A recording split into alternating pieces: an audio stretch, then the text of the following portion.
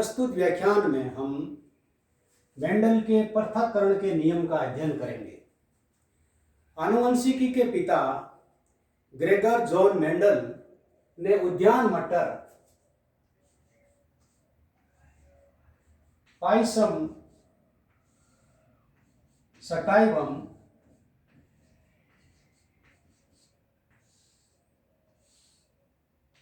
में संकरण के प्रयोग करते हुए एक पीढ़ी से दूसरी पीढ़ी में गुणों के संचरण अर्थात वंशागति का अध्ययन किया।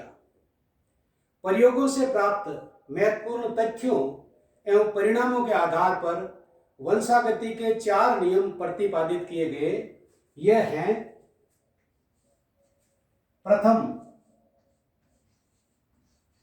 एकल लक्षण का नियम।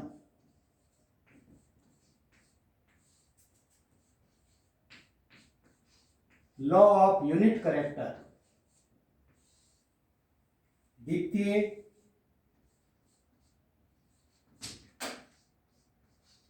प्रभाविता का नियम, लॉ ऑफ डोमिनेंस। तृतीय,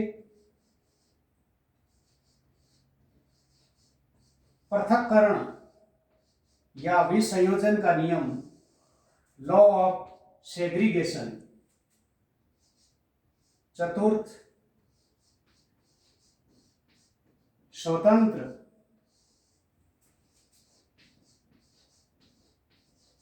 अपयूहन का नियम, लॉ ऑफ इंडिपेंडेंट असोर्टमेंट। प्रथम 2 नियम, एकल लक्षण का नियम एवं प्रभाविता के नियम को नियम नहीं माना जाता है, क्योंकि ये सर्वव्यापी नहीं है, अर्थात ये सभी जीवों द्वारा इनका अनुसरण नहीं किया जाता है। ये एक प्रकार की आनुवंशिक घटनाएं, जेनेटिक फिनोमेनन है। इस कारण पृथक्करण के नियम को ही मेंडल का प्रथम नियम माना जाता है। पृथक्करण का नियम एक संकरण मोनोहाइब्रिड क्रॉस के परिणामों पर आधारित है। पृथक्करण के नियम की व्याख्या करने के लिए हम उद्यान मटर, पायसम सटाइवम में एक संकरण का उदाहरण पादप लंबाई के रूप में लेते हैं। पादप लंबाई के लिए 2 विपर्यासी लक्षण लंबा व बोना मटर के पादपों में पाया जाता है, जो कि युग्म विकल्पी बड़ा टी व बोना छोटा टी द्वारा नियंत्रित होता है।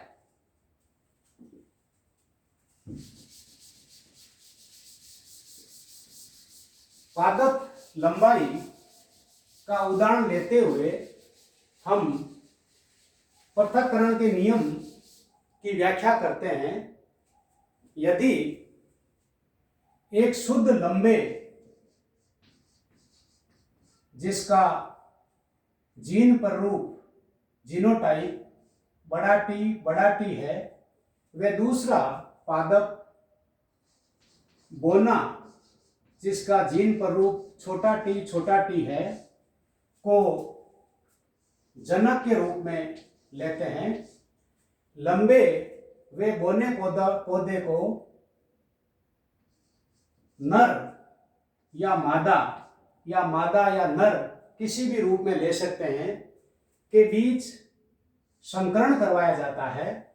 हम जानते हैं कि समयुग्मजी पादपों से केवल एक ही प्रकार का युग्मक बनता है। इस प्रकार लंबे पादपों से बड़े टी प्रकार का व बोने पादपों से छोटे टी प्रकार के युग्मक बनता है।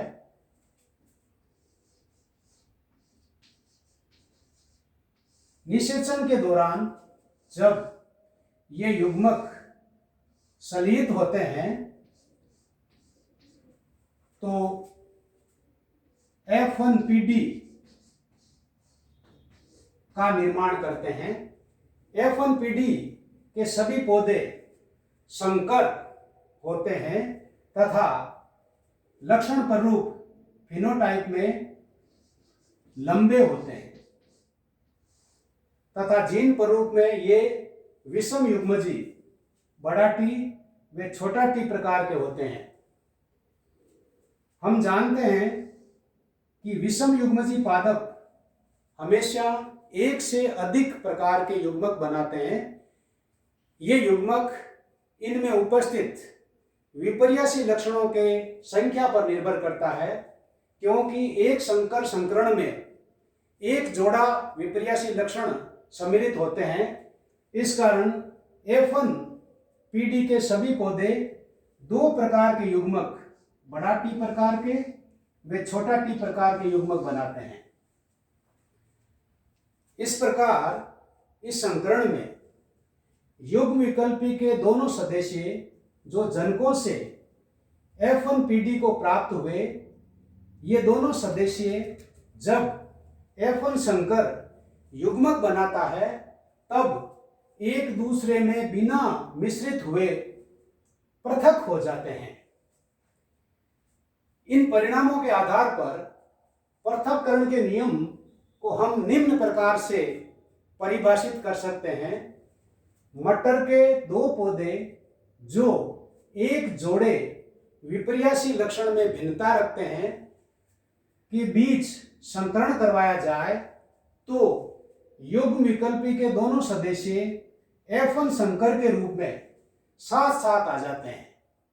जब F1 संकर युग्मक बनाता है तो ये युग्म विकल्पी के दोनों सदस्य बिना एक दूसरे में सहमिश्रित हुए पृथक पृथक हो जाते हैं। इस कारण ही इसे पृथक्करण का नियम कहते हैं। पृथक्करण के नियम को युग्मकों की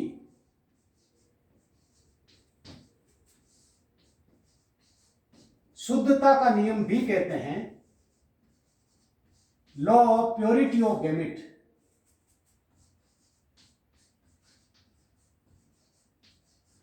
क्योंकि F1 संकर द्वारा बनाए गए दोनों प्रकार के युग्मक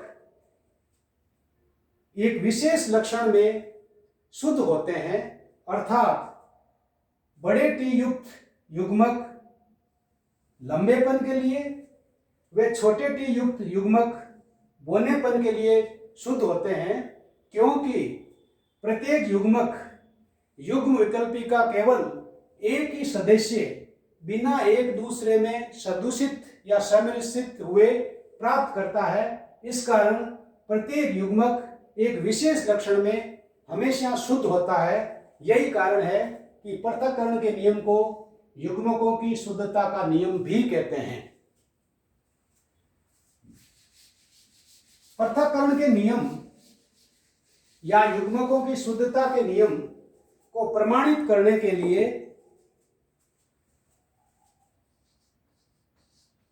परीक्षण संकरण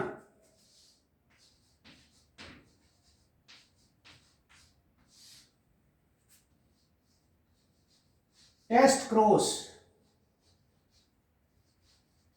का प्रयोग किया जाता है। परीक्षण संकरण में F1 संकर पादप का संकरण अप्रभावी जनक के समान पादप से करवाया जाता है, अर्थात बोने पादप से करवाते हैं। ये पादप एक प्रकार का युग्मक छोटे टी प्रकार का बनाता है।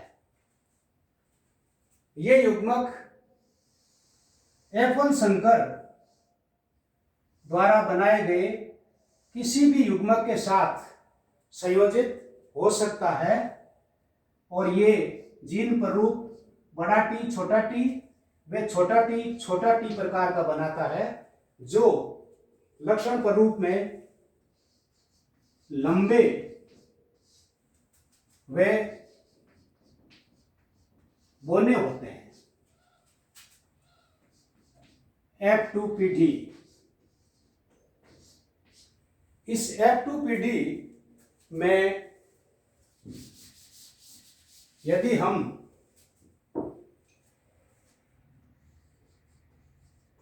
लक्षण प्ररूप अनुपात ज्ञात करें तो लंबा 1 व बौना 1 प्राप्त होता है। इस प्रकार अनुपात 1:1 प्राप्त होता है। इसी प्रकार जीन पर रूप अनुपात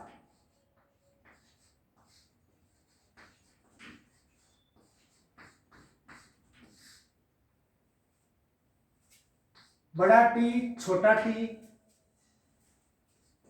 1, छोटा टी 1, अर्थात जीन पर रूप अनुपात 1:1 प्राप्त होता है।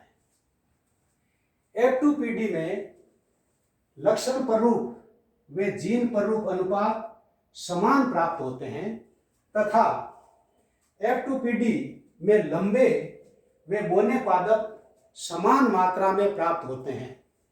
ये तथ्य, ये परिणाम इस बात की ओर इंगित करते हैं कि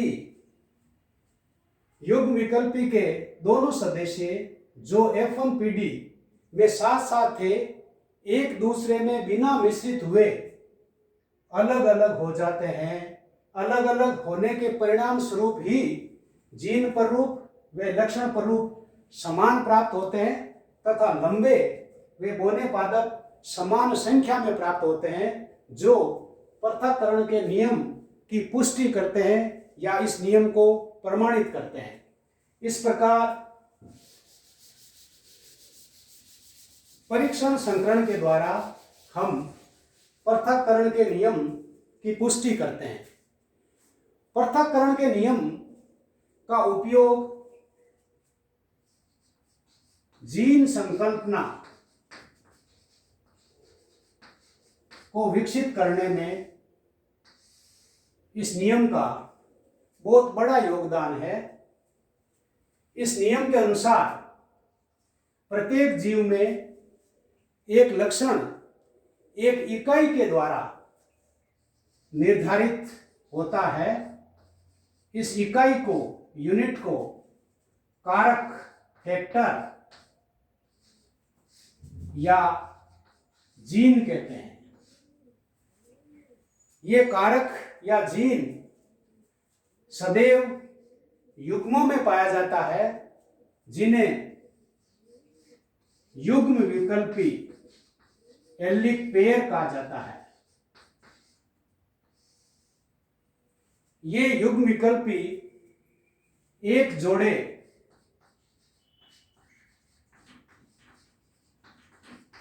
विपर्यासी लक्षणों